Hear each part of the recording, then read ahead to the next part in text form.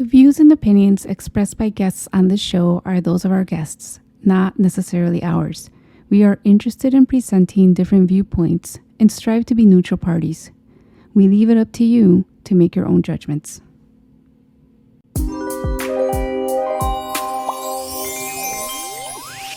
Welcome to Vision Chat, a podcast about spiritual topics, with your hosts, Virginia and Stine. Welcome to another episode of Vision Chat. Today, Stine and I have the pleasure of interviewing Sanni Parkkinen. Sanni is experienced breathing educator, breath worker, somatic coach, and yoga teacher. In her work, Sanni focuses on nervous system health, breath and body as a portal to deep embodied transformation. She has a deeply intuitive yet rational understanding of the human system, realms of experiences, and metaphysics of nature. She is a shamanic vocal work practitioner and drum worker. Her big passion is to explore the convergences of latest research and ancient wisdom.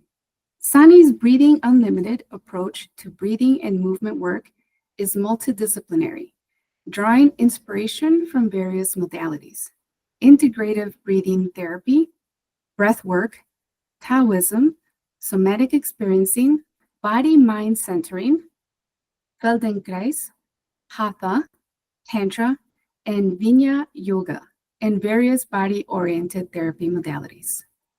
Sanni, thank you so much for joining us. Thank you for inviting me. I'm really excited about this.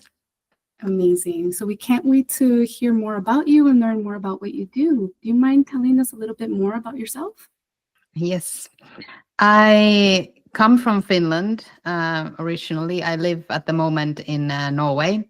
I do, for my living, work mostly with breathing, but I also combine with a lot of other things in my work. So that's my work self. What brought me to Norway was actually cross-country skiing. I really love skiing, and I had an opportunity in my life to kind of relocate myself. So 6 years ago, then I decided to move with my partner to Norway, and I've really been enjoying it this far. I do miss Finland sometimes, especially parts of that are kind of also a little bit closely related to what we're going to talk about today. And for me, that's kind of the, let's say, spiritual tradition that is my home. And for that, I sometimes do miss Finland and the forests and the lakes and the nature and kind of that homey feeling that is really deeply sitting deep inside of me. But yeah, at the moment in Norway, and breath worker, breathing educator, as you introduced me. I also work with yoga. I'm a yoga teacher, and somatics, so different somatic modalities. I do a lot of sauna work, or work in sauna as well. So somehow the Finnish roots have brought me also to have some sauna rituals, and creating a lot of very exciting stuff in saunas, which I love as well. Wow, that's so cool. Sounds like a journey. Life is a journey. Yeah. Is your partner from Norway or? From Finland. Oh, nice. We moved together, yeah. To the far away land of Norway. Not really so far away, but yeah. Together. Can I tell you, I heard somewhere, I hope this is not offensive, but if it is, I'm sorry. I swear I don't mean anything offensive, but I did hear that Finland's big on saunas. Like there's saunas everywhere in Finland. Is this I don't have that much knowledge about it, but is this a thing that was developed in Finland? I don't know the history of the saunas. Sauna has been a part of Finnish tradition for ages. I mean, I'm pretty sure that in all northern hemisphere cold countries, there has been some kind of wood fired warm places in cold winter months, especially. But I guess in Finland, the sauna and the tradition around it has been like quite well preserved. So there is a lot of knowledge, a lot of history, a lot of tradition around it. And since you now brought it up, I also kind of want to mention here that it's moving to Norway made me look at the sauna culture in a very different way. And I was like, what is this? Like, what are these people doing here with the saunas? Like, this is like a social place, or it's kind of and that's what we see these days as well, that sauna is kind of sold as through the health benefits it has, which is wonderful. Like, it has many health benefits, but I see that this is the same has happened with so many other traditions as well, like yoga, for example. It's mostly marketed and sold through and like with the health benefits, whereas the true root of the tradition, like sauna, like yoga, is somewhere completely else. Like, it's much richer place, much richer tradition that is kind of underlying there. So it's really interesting to see how this world kind of makes everything into this, like, okay, sauna is good for your cardiovascular health, but what about the whole world that it can open up?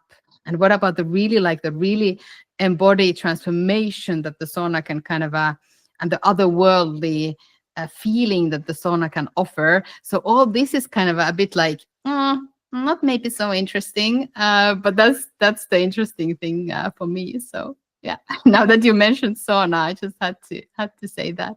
Thank you. I mean, I'll be honest with you, here in the US, I don't think it's a big thing.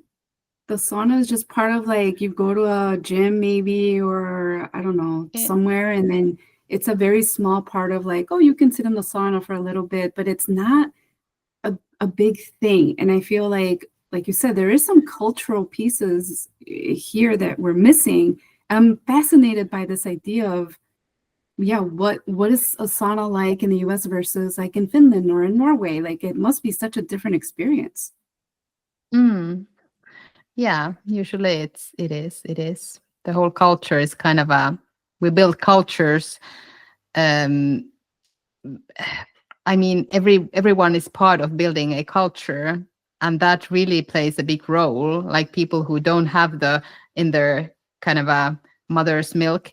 I don't know how to say that in English, but in Finnish we have this saying. So they don't maybe kind of appreciate the place also in the same way, and that's okay. Like, that's completely okay. But I mean, it's also important to, and I find that it's kind of important to bring and share some knowledge about the depths of the culture and the tradition and the place and all that. Do you want to go a little bit more into how this sauna experience can be? Because I know in Norway, here too, I feel like you go to the gym, you go to the sauna, or you go to like a swimming pool and then take sauna after. And it is social, but I don't feel like we have learned anything more than that, what the sauna can be. Yeah. Well, where should I start? So sauna is kind of a place between the house and the forest.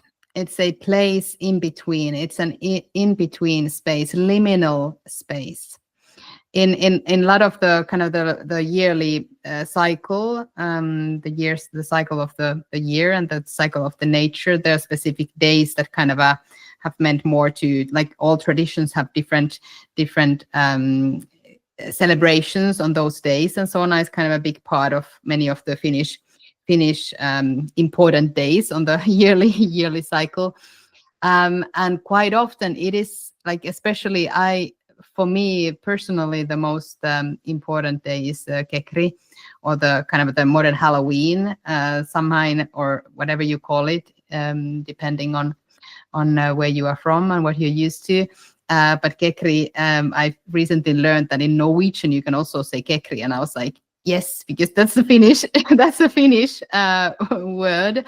But that was the time of the year where the spirits were invited to the sauna. and that was the place for kind of a purifying, and it was washed before the spirits or the ancestors were invited in. And then the interesting thing is that the kind of the people who lived in the house and the spirits, they never met. So when then the people in the house went somewhere, I don't know, remember, it's different versions of this story, but then when they, for example, left somewhere, then they left food for the spirits and the ancestors to come and eat in the house, or the food was served in the sauna, and so on. So sauna has always been this kind of like, now I'm showing with my hands, like this this place where things can happen and where the worlds kind of can melt. And forests in many traditions, and I know that I say the word tradition like 100 times, and I might try to avoid that now. But forest is kind of the unseen. That's the world of wonders. That's also a little bit scary, because the word forest is the unconscious, whereas the house is the kind of like this everyday consciousness place. And sauna is kind of a something in between. Like you can visit, but you don't need to stay. You can visit and you don't need to stay. You can open something and then you can leave. And this is a lot what I try and also bring to my sauna sessions. This idea, because I find that modern people are a little bit afraid of the unknown, a little bit afraid of other realms, and kind of like, oh, what are you talking about, this like spirit or soul, or like a little bit afraid of even the concepts and the terms. And sauna can be a place where you can visit, but you don't need to stay. Like you can come and kind of open yourself up to something. Maybe you don't need to, but maybe. And then you can, continue socializing and using the sauna as you want. But this is a really, really, really interesting thing that I've been kind of pondering about, and also builds a lot on what I find that is my true mission here on this planet, is kind of building bridges. I'm quite rational, but at the same time, I do have quite deep roots in yoga and this whole sauna thing and so on. So I kind of want to build bridges so that this would not be this like black and white, because we see so much of this black and white. No, this is wrong. No, this is wrong. And judgment and all that. Like, okay, but can we explore? Can we explore and not like judge something by only hearing something that feels like, oh, that's not for me. So yeah, that's about the sauna and how it kind of it's really important part of my work, although I do not kind of do that as my main thing, but it's very interesting to bring this and test these things in sauna, for example. I've never thought of a sauna as a spiritual place. That is amazing. I am amazed right now, truly. It's something I've taken for granted so much that it's like, oh, it's just the little room where you go and you sit there and you sweat and you can't breathe and then you leave, like, I don't want to do it. I'm so uncomfortable in that place, but how fascinating, because now you've changed my perspective on that. So now I can't wait to go and find a sauna and sit there and just see what happens, because you're describing a spiritual meditative practice in there. That's fascinating. Yeah. Incredible. Do you have any labels for yourself? Yeah, at some point I was really I think I even wrote in my Facebook kind of an introduction description, what do you kind of write about yourself. I think I wrote something about like not really needing to label myself with anything, like trying to avoid identifying with something, which was kind of a part of my journey in a way that I started with quite deep yoga practice for many years, and then there was a lot of this kind of a detachment, and it took many years to kind of take the real step out of my previous life or my habits or my work and whatever I had been doing and to step into something new. And as a kind of a transition, I really felt like, okay, there needs to be this like very big detachment to something that I try to be. And now I'm a little bit back into like, I've accepted that in order to, for example, work in this world, you kind of need something. You need to also call yourself something, which also my response to this question is like, oh, like labels. What am I even? Because the whole question, like who are you and who am I, is so far away from the label, and also it kind of makes our human experience into this like narrow category. But yeah, I'm a breathing educator. I work as a breathing educator, as a breath worker, as a somatic coach. I build bridges. I'm a bridge builder. My ancestor line is in Karelia, in border between Finland and Russia, and in rune singing. So kind of like my blood comes from some kind of singing tradition, which has also given a lot of depth to my vocal work. And I'm by no means a professional in vocal work, but I do consider it as a big part of what I do. And that's kind of my, let's say, healing instrument. My voice is my healing instrument. The biggest of them, like my tool. But at the same time, of course, I do have quite big antennas to sense and feel and notice stuff. But yeah, professionally, let's take the breathing educator or breath worker as the main. Would you mind sharing with us just how you started in all this work? Like what sparked your interest? How did you pursue what you're doing right now? I started to have this really, really strong sense that there must be more than this. There must be more than this life that I'm now living. And it's so easy afterwards to kind of build a whole story of how it all started. So I don't really know, but I feel, and this is also what I see, that the more sensitive people start to become to their own, of course, building body connection, nature connection, kind of coming back to their bodies, back to the nature, the more sensitive they also start to be to, okay, what am I? What am I doing here? What am I sensing? What am I hearing? What am I noticing? And this kind of like the boundary between what is scary or what is like out of my, like that's not my world, is getting thinner and thinner. So then one starts to accept also a little bit different reality of who you are or what you want to do in life or what is possible. Because I come from a really small town in Finland, and my whole life I've kind of like never dared, or the first, let's say 25 years of my life, I never dared to even look like, okay, that this could be possible as well.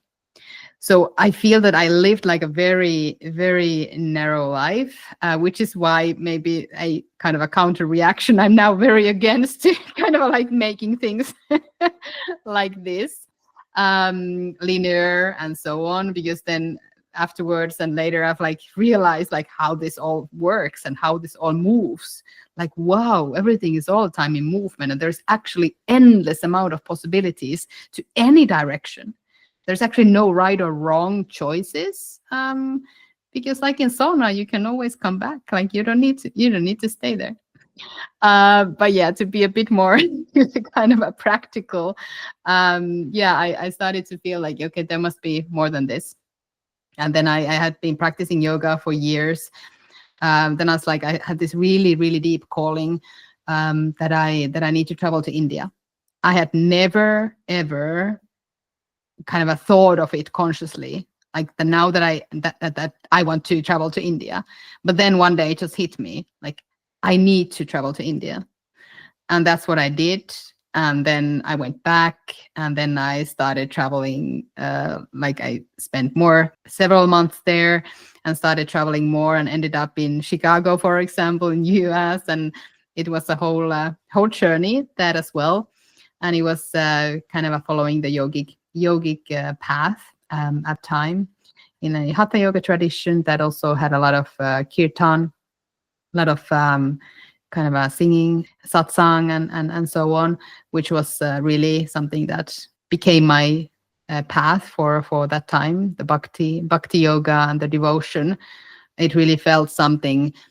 It felt really, really different to what I'd experienced before. It felt that I was finally able to surrender myself to something bigger, and kind of forget my problems or my ego or my kind of a small world, but to be part of something bigger. It really started to open my heart, and also show me other ways of living and being and all that. So that was the start of it. And I guess I'm on that path. It has shown me many forms, and for sure the practice and how it looks like is not the same anymore. But I still feel it's kind of it is very rich and enriching, and it's also giving me a lot every day. That's wonderful. And it sounds like you're on a good step when you can step out and surrender to something else, because I feel there's a lot of people that is struggling towards that and getting kind of the perspective of you can go outwards of yourself in a way, instead of getting caught in who you are and what you are in this life. How did you get into breath work? So I often say that breath chose me. Yoga saved me, and breath brought me back to life. So in yoga practices, like I've been singing, like I said, I've been diving, swimming, like all these kind of also sports that do have a lot to do with breath control. So in very unconscious way, I've always enjoyed modifying or regulating my breathing and being with my breath. And yoga, pranayama, was definitely my favorite modality. It was also that kind of gave me the most.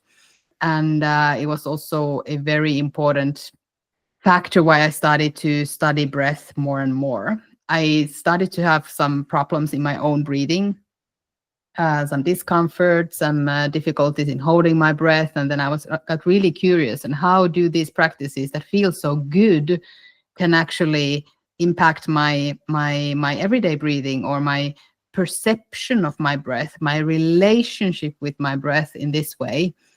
And yeah, I got a lot of answers from research and from the scientific approach, and also a lot of kind of a healing to my breathing relationship. And that led me also then to teach more about breathing, because I noticed that there is so much people who need it and also want it. So in a way, breath chose me. It was very like, okay, I might put up a breathing course, and then suddenly it was full, and then like, oh, this is something that feels like is interesting to people. So maybe it's not just me who is into this. So yeah, breath chose me, and it's kind of showing me all the time new ways of where to go, how to navigate this whole industry. Because let's face it, the whole like healing industry and breathwork and so on has become quite big, huge, large, a lot of more attention, and also with that comes always problems and always some unwanted side effects of the in a way good intentions and good practices and so on. So breath is always also showing me where to go and where to focus next. That's good. How would you define what breath work is for somebody that has never really heard about it? Actually, I use the term breathwork very little, because for me, breathing in any form is not about work. So I don't like the breath work word. It's also quite modern word coming from the 60s, 70s, and mostly describing, or it was coined in the holotropic breathwork world, where breathing and was used as a part of maybe a psychoanalytical process, or more of the connected to one's psychological states. And there is I love all kinds of breathing practices. That's true.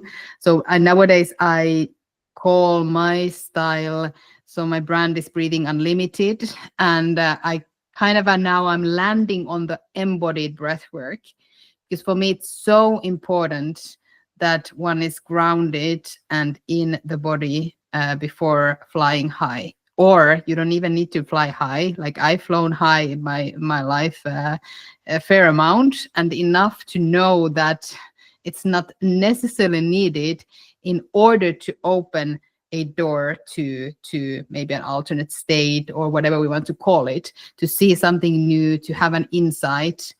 So soft is the new strong, and which I very very clearly state this, that one can do things in a much more embodied and soft way to have the same kind of results and effects and so on.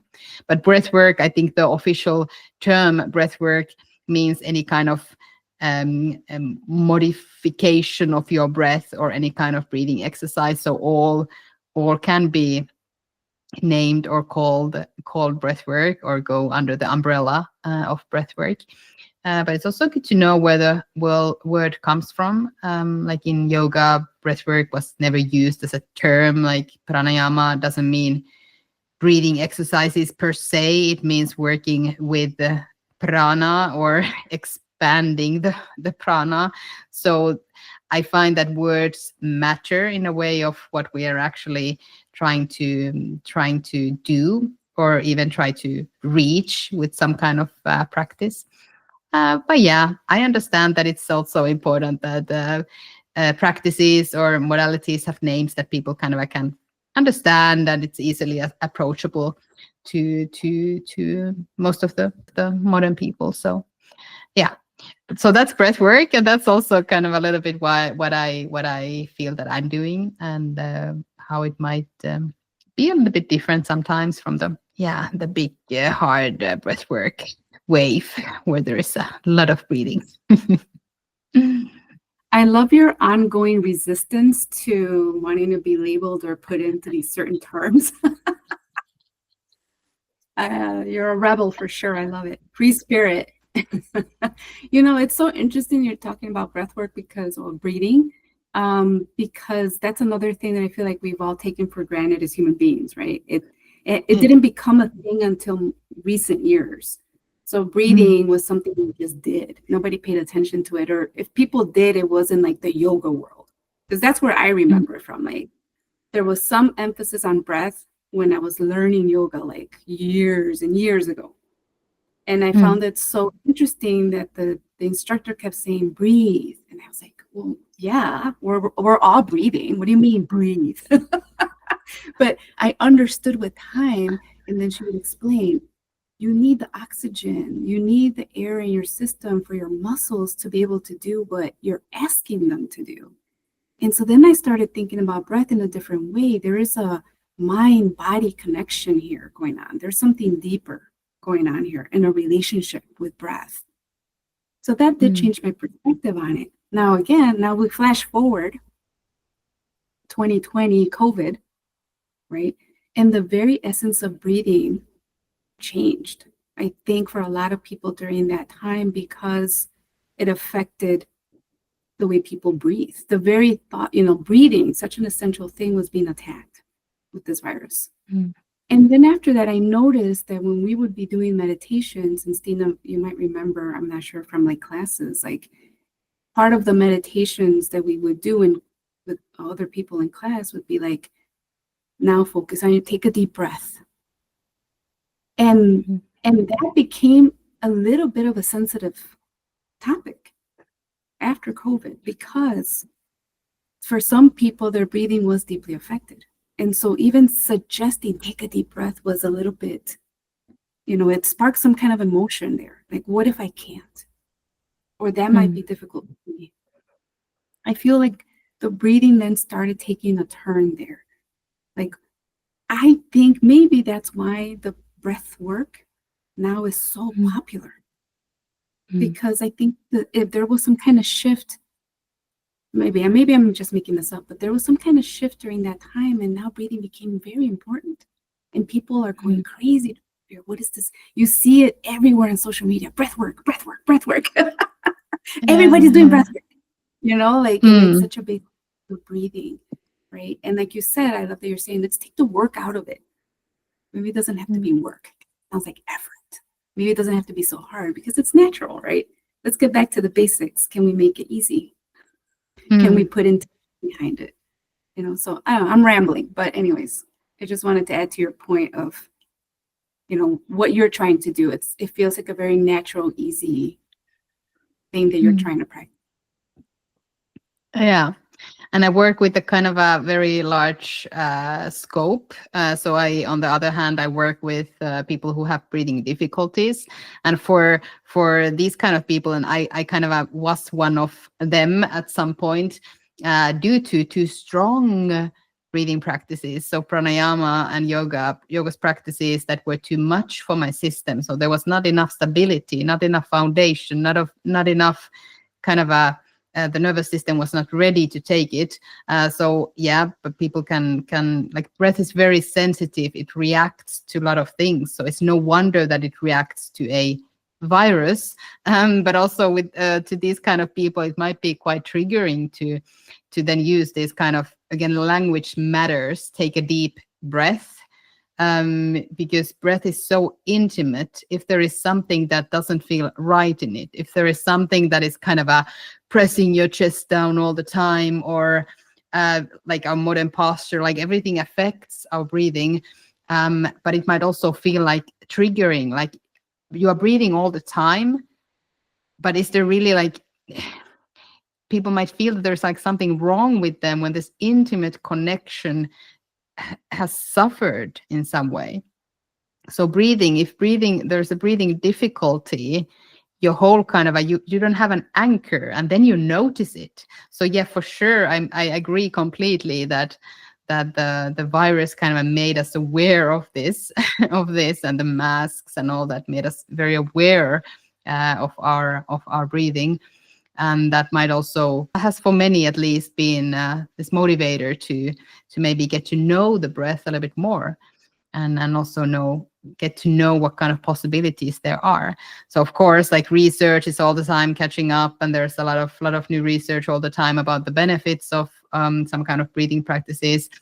And I try to really always in my classes and trainings and so on get back to basics before we do any crazy stuff or modify the breath that much, because the relationship, like the foundation, the stability, the embodiment, like, it needs to be there. Breath is such a powerful tool. So if you just take a practice there, or you go to a holotropic breathwork class or a breathwork class where there's a lot of breathing, and you don't really have that stability, or you don't really have that connection, you will get a very strong reaction. And that's fine. Like, some are after this, and that might feel like a blissful spiritual experience, which it can be. I'm not saying it's not. But also, when I mentioned that I have flown very, very high in my life, many, many times, but what was lacking actually in order for me to live a healthy, balanced life in this modern world was enough stability, enough foundation, enough groundedness. So this is why I call it embodied breathwork. How can we really, like, stay on the body level rather than escaping or dissociating, or kind of trying to reach something or get high or get the benefits, because that's important, but that's like a little bit secondary. that's just a symptom of our whole society, where it kind of tries to lead us that yeah, you need this and this and this, and you need this breathing exercise to manage your stress, and you need this to kind of stay healthy, and you need to always breathe through your nose, and all these kind of instructions that come from a good place. But if you kind of end up into this like, oh, what do I need to do now? And what practice do I need to do when I have headache? And what practice do I need to do? You kind of lose the whole, like, you have the innate wisdom in you, and you have the breath in you all the time. So get to know that and build a relationship, so that there is less questions, and the body and the breath already guide you. You are already in a practice and you have an anchor that is not coming from somewhere like, yeah, I need to do this, okay, I'm just following this app, and then my life, I will be, good again. Yes, in the start it's fantastic to have some kind of like, okay, this I will practice, and this is my, this I know, but over time I find that the relationship aspect and the connection is so much more giving. And that's kind of also where any, like, the true, let's say, connection that then can give rise to change and transformation comes from. I get really excited when I talk about this. Blah, blah, blah. I love it. And I feel like what you're saying is very important, because most of the time people are looking outwards to get something or to get somewhere, and that will make something better, instead of focusing on being grounded, being in the body, feeling what is going on. And I think, I don't know, but with technology and everything, it's so much distraction and so much stuff that is taking out, or like outside of the body, instead of being present and being here. So yeah. Do you have any spiritual experience from when you were younger? I really feel that most people have, but most people don't pay attention.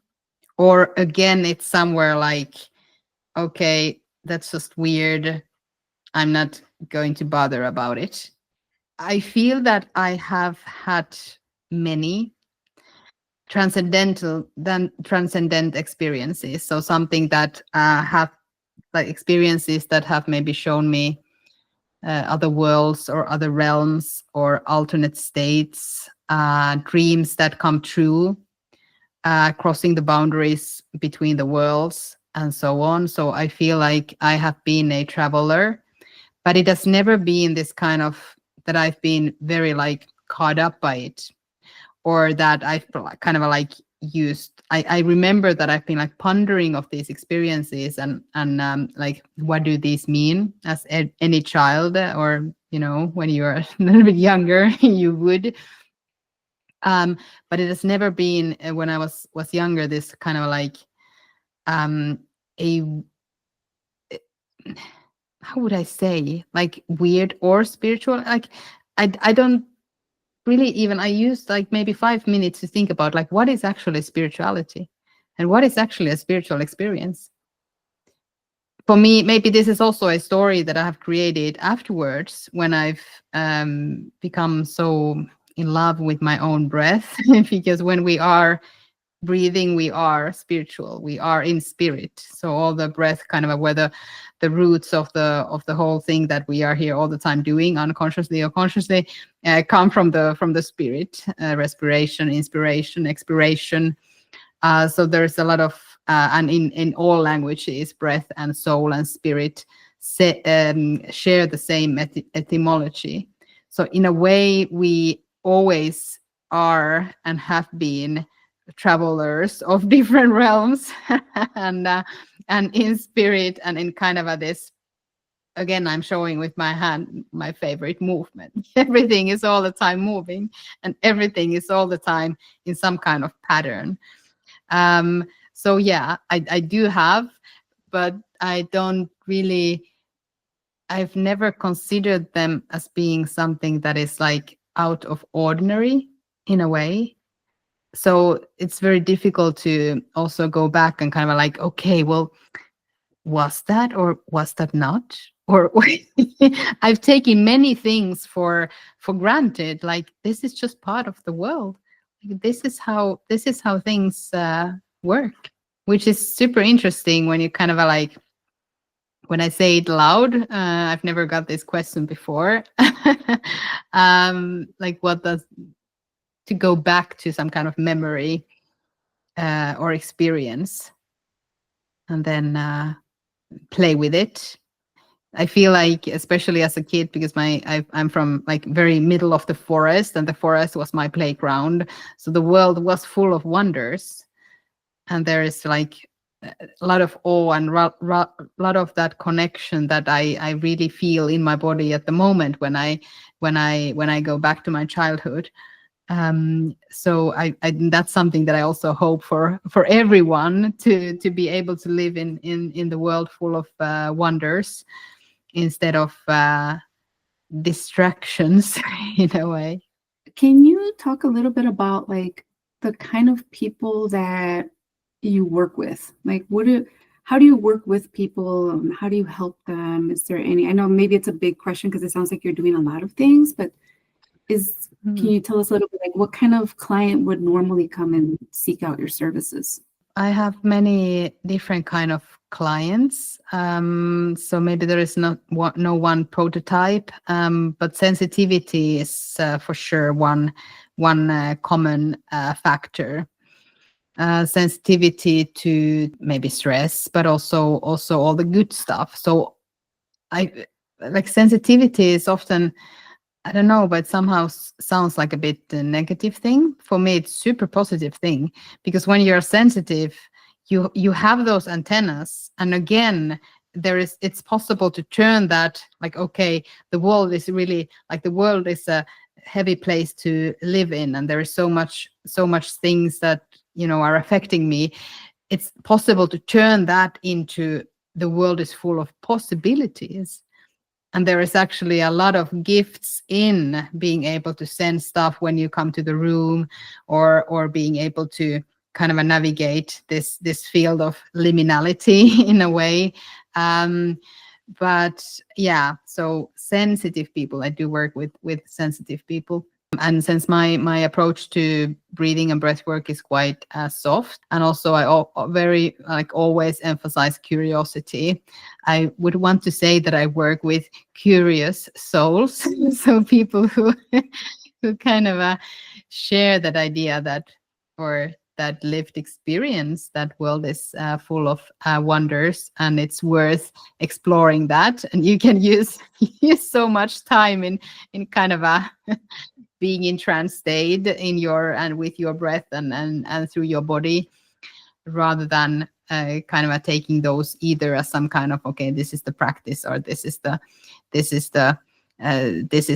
protocol that I follow. So I do work with protocols, and I do work also with, like, you know, this is, now I feel that this is the, like, my intuition says, and my intuition is also building on all the experiences that I have. So it's saying that, okay, this is the way that we go forward. But I always come back to that question, like, what is really important? I find that what is really important is to be free, and not in a way that, okay, I can do anything in life. Yeah, that's maybe part of it, that you feel that there are some possibilities, but feel that some kind of like inner freedom. And breath is a wonderful way of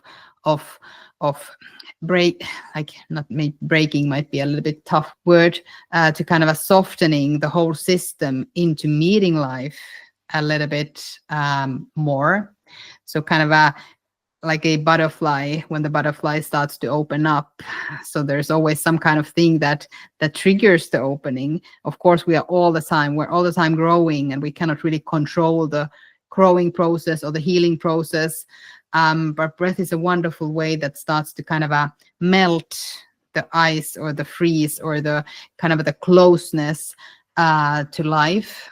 So in a way, I do work with people and systems that feel that there is something that it's time maybe to start to open up and to kind of like start to look and see and be you and be me in the world. Sanni, maybe you already talked about this, but I'm thinking about something that you mentioned earlier, and I'm trying to reflect on this. How do you form, or how do you develop that intimate relationship with breath? Because now I'm thinking, maybe I'm overthinking it, but like, is it something simple, or is it something like a process? Is there some key or something? Like, how do we start to do that for people that are listening? Like, how can they're reflecting on what you're saying? How do you form that intimate relationship with your own breath? Well, this is a really good question. Yeah, for sure there is no protocol for it.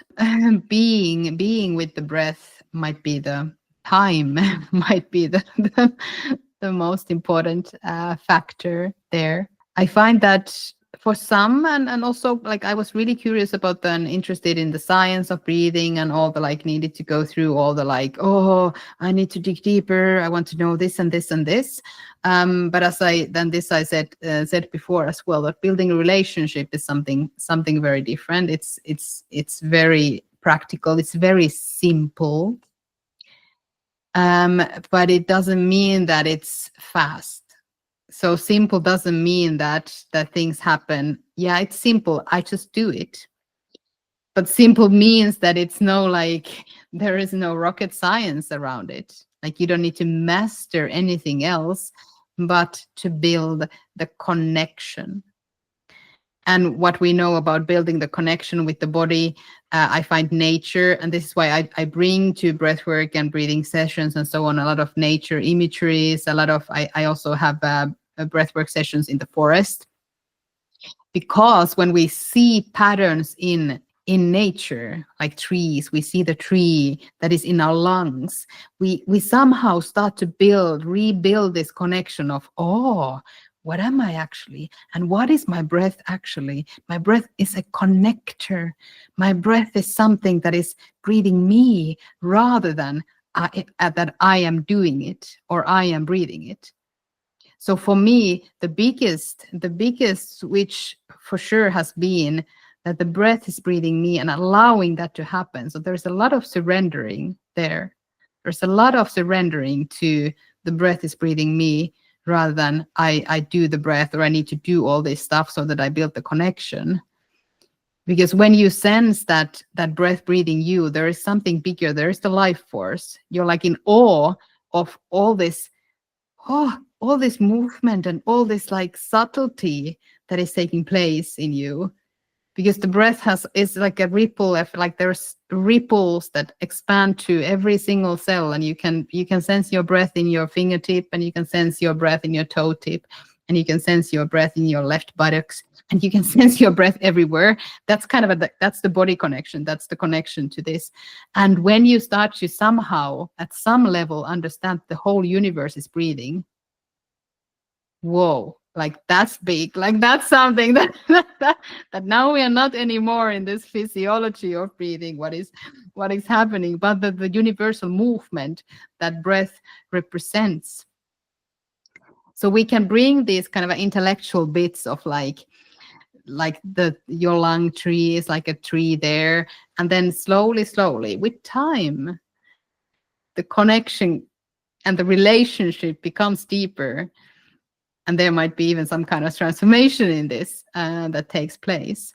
And this is often what happens. Like people start to open up to life when they understand this whole alignment process happens very naturally. Like people finding place in the world, their place in the world. And that's big.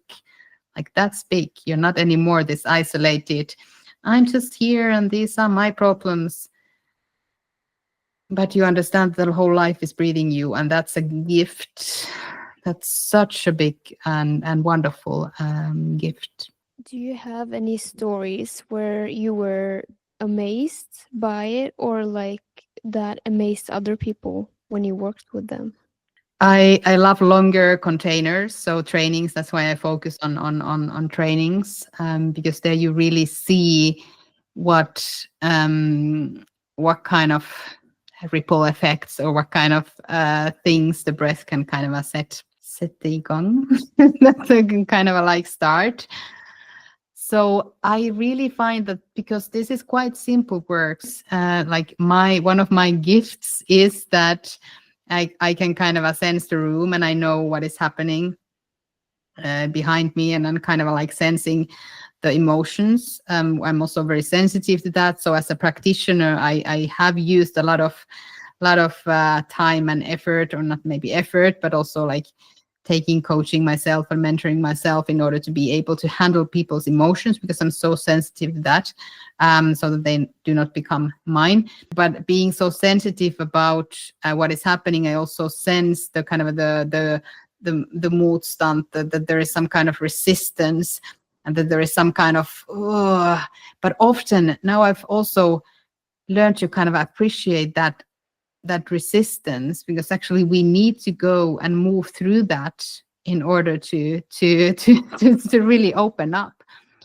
So now the resistance in the room is not anymore kind of a grunching my gut into this, oh, someone is having resistance to this work, but rather it's like, yes, bring it on, like bring it here, because that's again, like that's power, that's something that is kind of like fire helping you to metabolize something.